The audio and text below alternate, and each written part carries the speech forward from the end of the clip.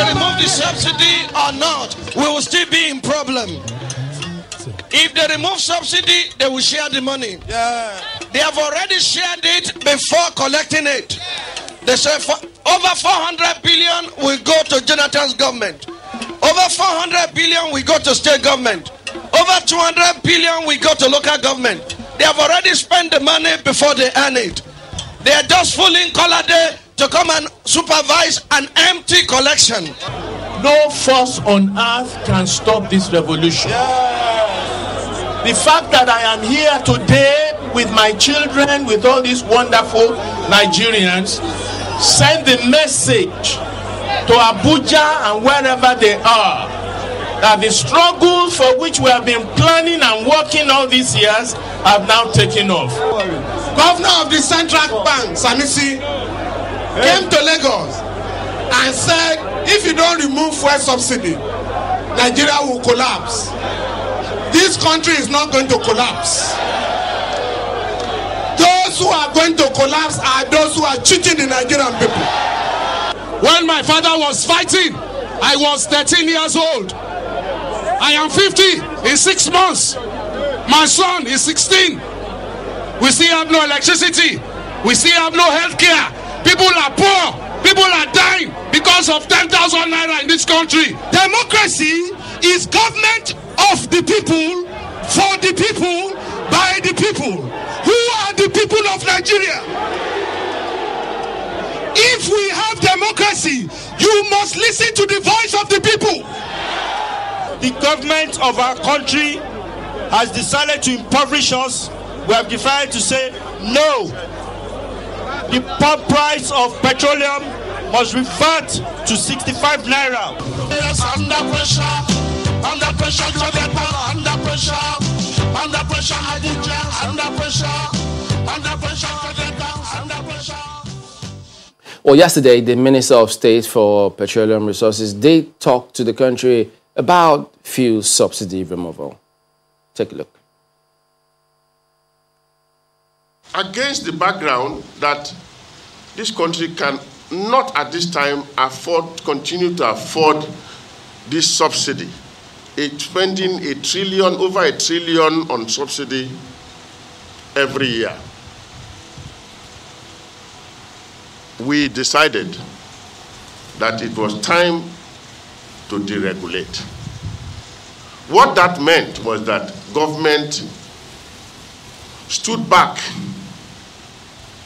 from the business of importing and supplying product at the pump. We are no longer fixing prices. That is what deregulation means. We are no longer in the business of fixing those prices. We have stepped back and we are allowing market forces to determine the price at the pump. If you noticed, when the crude oil price went down earlier in the year, it reflected at the pump. And today, if crude oil prices go down, it will reflect at the pump. But when crude oil prices go up, then it will also reflect at the pump. So we've gotten players in that industry to just talk to us this morning, and you as well, about their impressions of the current fuel subsidy removal. So we've got two of them joining us today on the program. Comrade Festus Osifo is the president of PENGASSAN. He joins us from Akwa Ibom State. And then we also have Dr. Billy Gillis-Harry, who is the national president, Petroleum Product Retail Outlets Association of Nigeria. Good morning, and thank you for joining us as well. Let me start with you, Comrade Osifo, about this removal. So, what kind of thoughts went into it? Because one imagines that they would have spoken to stakeholders like your group, yourselves, informing you of what was going on and why they needed to take these steps. Talk to us about it. Did that happen, and what was said? Good morning, Chamberlain. Good morning, Nigerians. Practically, the fuel subsidy removal, or rather the increment in fuel that was just noticed recently, for us in the organized labor, we think that a proper consultation wasn't done. We think clearly that this is not even the right time to have done things like this. You know, this is the era we are battling with the global pandemic. This is the era where the real wage of workers has diminished. This is the era where we are entering into recession. This is an era where in other parts of the world, the citizens have been supported with different levels of palliative. So I think completely and that this is not the best time to have done this. And again, if you look at what are the drivers of a pump price, the driver of a pump price basically is your currency exchange. Today, what has necessitated this today is not actually because of the fact that the product price is increasing internationally. The crude oil price relatively in the last 6 months has been relatively hovering between $40 per barrel or to around $45 per barrel, at least the last 3 months precisely. So, but what has necessitated this is actually devaluation. Today, we could observe that in the last 3 months that we've had devaluation up to 25%. So when you devalue your currency, then government did it deliberately in order to for the government to have more money. So now the government is having more money, having done the devaluation, they are now passing the burden to us because the petroleum all over the world is refined. I mean, it's not refined in Nigeria. It is refined abroad. Refining this petroleum product abroad, everything is priced in dollar. Both the cost of crude oil, both the labor cost, and all of that cost that goes into it is priced in USD. So by the time you now bring it to Nigeria, you are not asking us to pay in Naira, in the Naira that is devalued. So by the time you factor in the 25% of the Naira that was devalued, you are now going to have pay more. So that is why today they are asking the consumers to pay more. So the question that we have asked is this. For me, I think this is a double jeopardy, and for us, this is actually not the best time. If, as a government, you have devalued your currency and you are making 25% excess on top of your currency, which is fine. You have more money to pay workers, you have more money to meet your Naira need. It's fine. But again, you are now telling us that the landing cost has increased in Naira, not necessarily in dollars. And you are also passing that to the bulk of the Nigerian citizens. I think actually this is a double jeopardy, and all stakeholders need to engage the government properly. Right. Well, we'll come back to get some clarification on some of the issues that you raised in a moment. But Dr. Gilles-Harry, tell us, what role does your union play in this entire thing?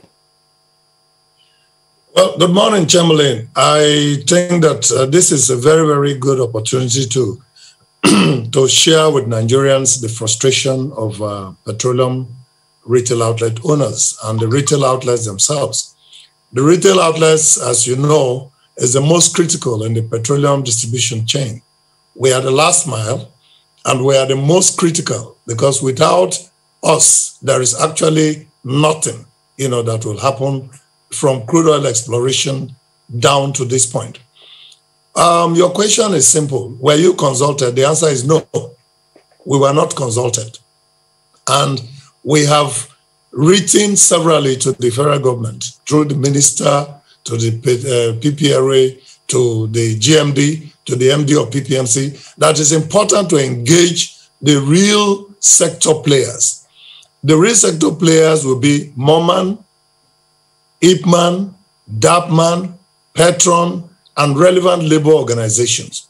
We have written severally that there is a need for a stakeholder meeting to review this. The government on itself cannot sit back on an armchair economic projections and put pricing that is going to affect the majority of Nigerians very adversely. Now, yesterday, you bought product at 145 Naira. Today, you are going to buy product at the retailer at the ex-depot price for 147 naira 67 kobo. Tell me, how is the marketer going to sell to get his return on investment? Minimum he will put it will be about 160, 162, or even 170. Who is going to bear the brunt? The Nigerian people. The Nigerian people are, just like the labor leader just said, are already having problem because their pockets are crunched. They do not have the deep pocket. Let me just ask you the question on everybody's lips. They wonder, why is it that, I mean, when these prices, when they announce the hike, it reflects immediately in almost all the petrol stations. But when it's supposed to be lower, it takes way longer than when the prices go higher. What happens? Why does that happen like that? It's a simple case of a businessman's need and hunger for profit.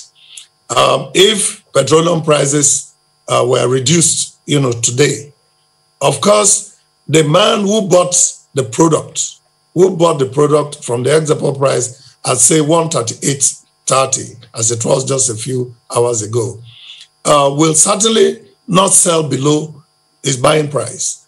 So he has to try as much as he can to sell off as much as possible before he can buy, and which is justifiable in business. But if the prices go up, because it is instant. For instance, yesterday, prior to yesterday, the information was that we are going to buy product at 151 naira 65 kobo. And most of us have already gone to the bank to start making negotiations for that kind of loan. Now, yesterday in Port Harcourt, the refinery, we got the reprieve that the product is going to be sold at 147.67. And then luckily in Mosimi, the same thing. I tried to get Suleja and the rest of the depots also to know what they bought between yesterday and today. But obviously, it looks like now the price is now flat at 147.67. Now, why is that so? If this man now has to go back and look for additional 9 or 10 naira per liter to buy, say, a tanker of 30,000 liters, that is additional 300,000 naira. The banks will charge. He's going to get the money somehow. So he must always, if he's selling at a loss, then he can never buy petroleum product again to sell back at the retail outlet. So it's important that as Nigerians, we need to know that my members, and we're hundreds of thousands across the country, will always want to serve Nigeria in the best of our ability. One of the ways we can do that is by understanding exactly the price mechanism that the PPROA, the PPMC, and the NNPC compute their prices.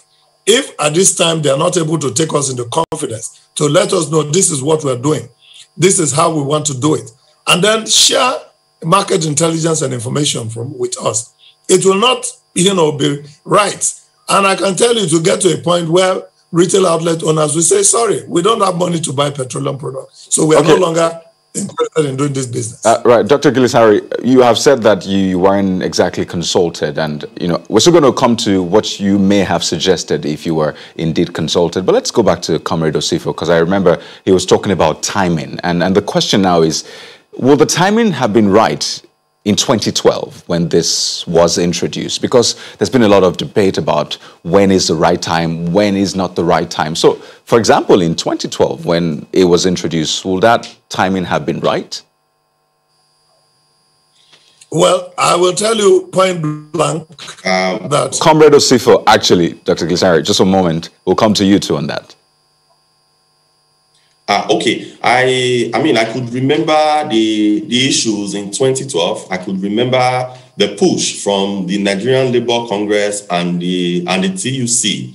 And in that 2012, what they were asking was that, okay, you want to remove fuel subsidy. You cannot remove fuel subsidy in the backdrop of the fact that we are importing this petroleum product. If you want to remove fuel subsidy, what are you doing about your local refineries? Because it is a fundamental question. Today, when you refine a product abroad, you will realize that all the inputs that goes into it are dollarized. The cost cost of labor is a significant part of the cost of production of the fuel, for example. So now, if you refine it abroad, you are going to pay in dollars. Then you will now bring it to Nigeria, you will now multiply by the exchange rate, and you get the landing cost. But if our refineries were working, we could have reduced this cost significantly because the cost of labor is priced in Naira. So when you price the cost of labor in Naira, then the logistics cost is also reduced significantly. Then with that, you are going to have the landing cost will be relatively lower. So in 2012, yes, there were a lot of fundamentals that were taken into cognizance by the government. And part of those fundamentals were, okay, you want to remove this. What are the efforts you are making to make our refineries work? The questions we have asked is today, and it's in the lips of Nigerians. Why are refineries not working? These are not rocket science. The technology that will make this refinery work are out there. The Port Harcourt refinery, Kaduna refinery, as well as the Warri refineries, these refineries, those equipment, they are relatively still okay. When we sold Element Petrochemical at the time to Indorama Group, they said Element Petrochemical is dead. But few months later, Element Petrochemical started producing. Just a moment. I'm just trying to, get clarity based on the question I asked earlier. In terms of timing, 2012 and now, which is the right time? Yeah, 2012, the time was not also right. Because before the timing will be right, there are some certain parameters that must be met. Those parameters that you talk about, have they been met? Pardon me. Have those parameters been met now? No, they have not.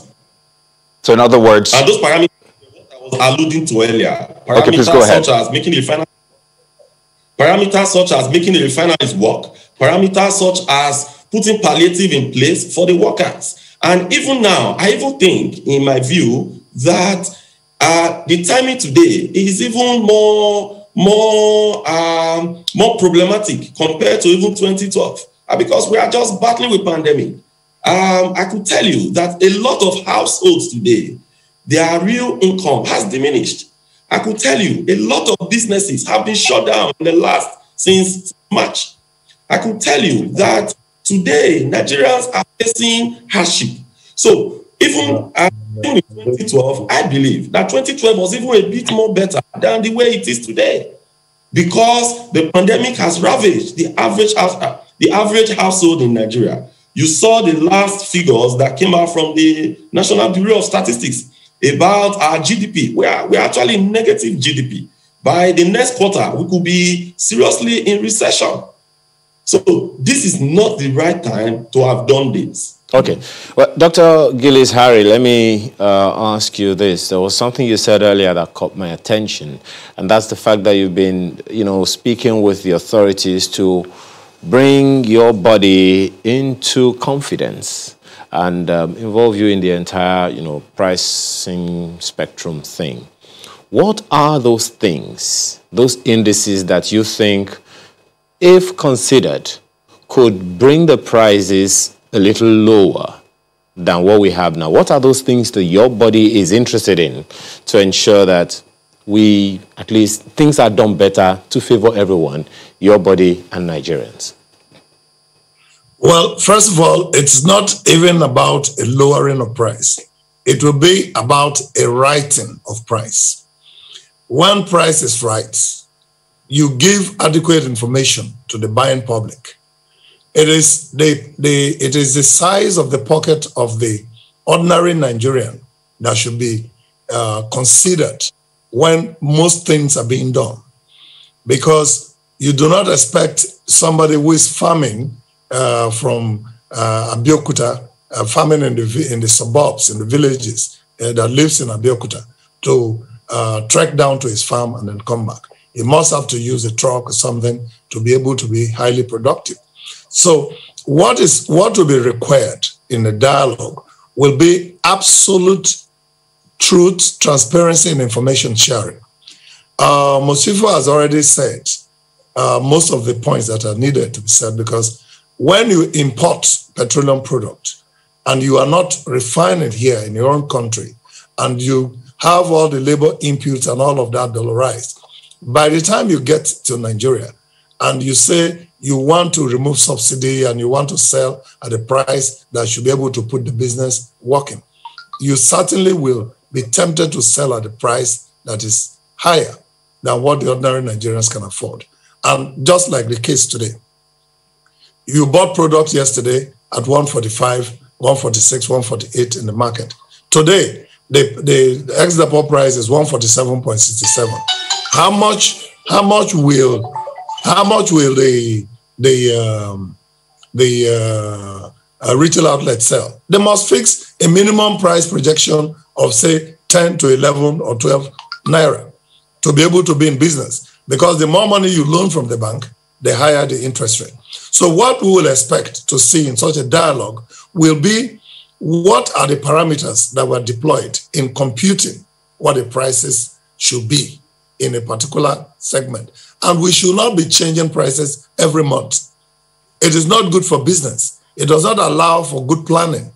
So we need to be certain, what exactly are we doing? You heard the Honorable Minister say that they are removing their hands from importation and they want the market forces to determine the price. Those are some of the key elements that the stakeholder meeting should be able to discuss. Harry, at the moment, isn't it the market forces that are determining the price now?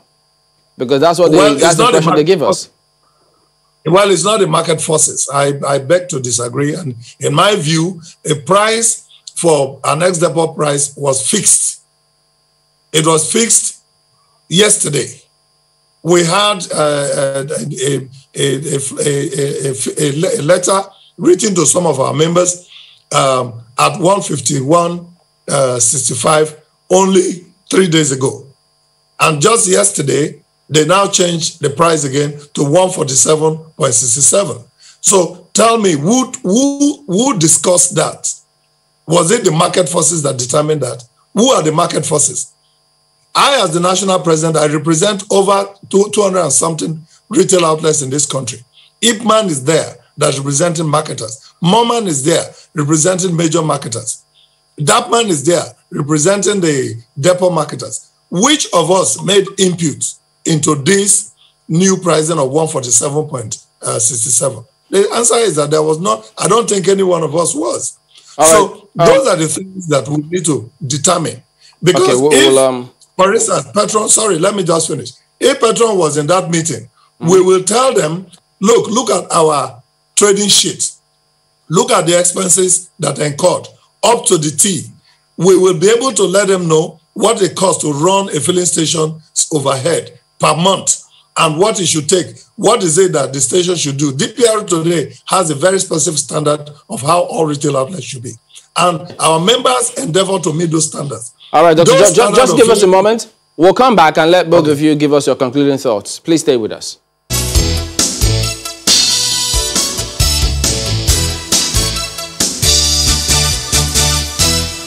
Okay, Joel, gentlemen, it's our closing moments, but just still a couple of issues to clarify. Well, comrade, so what is or what would you be doing next? What should the next steps be? How should we approach this? Because from what you heard about government, they say, look, it is the market forces. And when they told that line, you could expect that they appear to say it has come to stay.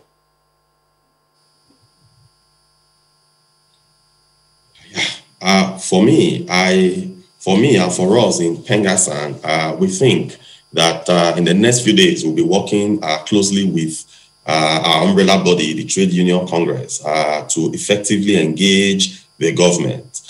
Because what is even happening today is not actually subsidy removal. When you remove subsidy totally, then the price you could buy petroleum products in Lagos may be a bit different from the price you could buy in Calabar. Yes, I understand the need for stabilization and equalization of the prices. But we think that in the next few days, we'll be engaging the government, we'll be engaging all stakeholders. Let us come to the table. Let's bring all the facts to the table. What are the points? How did you arrive at this cost? And moving forward, what is going to be the trend? Not a situation whereby marketers, the consumers wake up on a daily basis and you keep seeing increments in prices. So the fundamental question that we must ask is that when you devalue your currency, are you going to pass the burden to the citizens? Yes, the burden was already passed by inflation, because if you go to the market today, Chamberlain, you will realize that the average cost of goods in the market has gone up. So if that has happened, and now government, you have made more money, and again, you are now also passing the buck to the consumers. So the question we have asked is that in other parts of the world, as of today, government is bringing all sorts of palliative to encourage businesses. They are bringing all sorts of incentives. Let me just follow up on something you said previously. Are you suggesting that if we really do have deregulation the way it should function, there will be no need for the equalization fund? I know if we have deregulation, yes, there could be need for equalization fund because you don't want your citizens staying in Maiduguri to suffer adversely. There will be need for equalization fund, but a full deregulation, you allow the market forces to drive the cost, to be the driver. So the demand and supply will balance what the eventual cost will be. Okay, and then if you speaking about local refining capacity, when Dangote refinery kicks in, what impact will it have on the scheme of things? Yes, we expect that when Dangote refinery kicks in, we are going to have, because of the fact that part of the cost drivers of the Dangote refinery is going to be in Naira, then we're actually expecting the pump price to reduce. But government should not just fold its arm. The organized labor should not just fold their arm and wait for Dangote refinery to come in. What is happening to our existing refineries? Those questions must be asked and solutions must be proffered.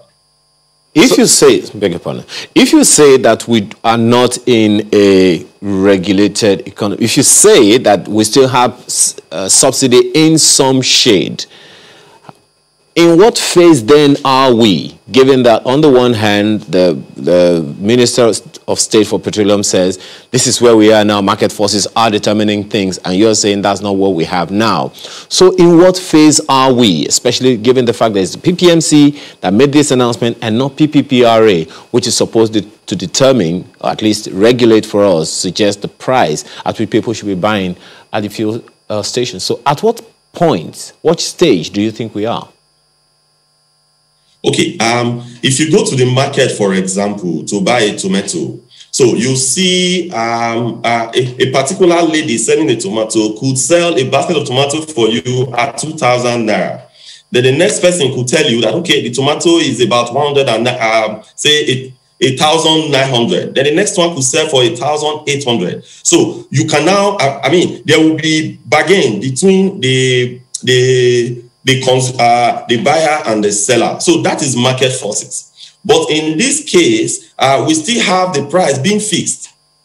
So the fact that the price is being fixed, so there is a kind of semi-regulation at the end of the day. Because if you leave it open, what that means is that if Total, if OVH, or for example, if Eternal, if they import fuel, they can go and source for fuel at a reduced price, then import, then they will sell at the value at a price depending on the cost of importation. So then, if NMPC import at all, they could also sell at a value with a little margin added on it. But today, when you fix price all across, then it's still a semi-regulated environment. Okay, well, let's go to Dr. Gele Harris, because clearly this issue of subsidy deregulation has been one thorny one. But then something else the Minister of State for Petroleum Resources talked about is the future. So he says, well, yes, petrol prices are high right now, but then there are plans to switch to LPG. And I'm thinking, on one hand, what do you know about that? Because I know that if cars will have to run on LPG, then there has to be a lot of conversion and all that. So really, is that a short-term thing, a mid-term thing, or a long-term thing? Well, we did listen to the Honorable Minister when he spoke about that. And we looked at also the technology and the conversions that were involved. Again, you look at the buying power of the Nigerian right now today, and you ask yourself whether that is something that is easily feasible. Well, the LPG gas is also sold by most of our members at their retail outlets, so it also gets back to us. Now, this is where the government must always try to get it right, and I use the word "must" deliberately because the government is there to serve Nigerians. It's not Nigerians to serve the government. So it's very critical that whatever that must benefit the Nigerian public should be brought to their knowledge through dialogue and stakeholder values. We've heard Sifo say some of the things that are very critical. But let me quickly say this. We heard about the regulation almost 4 months ago. And we say that what we're seeing now is subsidy removal and deregulation. We also think that these are things that affect the ordinary Nigerians. So it's very critical that we must have a very transparent, honest discussion on this to look at all the variables, the inputs that should determine what the pricing and whatever that should be made known to the ordinary Nigerian. And we should not deliberately be fixing prices, because it seems to me like the government today is operating from a private sector businessman's mind that is not seen. And that is very, very critical to address, because as marketers, every marketer can come together to form a pool of money to start importing products. But we have to have access to Forex. We have to have understanding of how these policies are going to be made to be statutes, because the regulation by itself is not just a wave of the hand policy. It is something that was entrenched in the statutes, in the laws of Nigeria. So we need to get back and undo them in such a way that the Nigerian public should benefit. And I do believe the president is listening to Nigerians union. Okay, then we'll have to let it go at that point. Dr. Billy Gillis-Harry and Comrade Festus Osifo, thank you both for talking to us today. Thank you.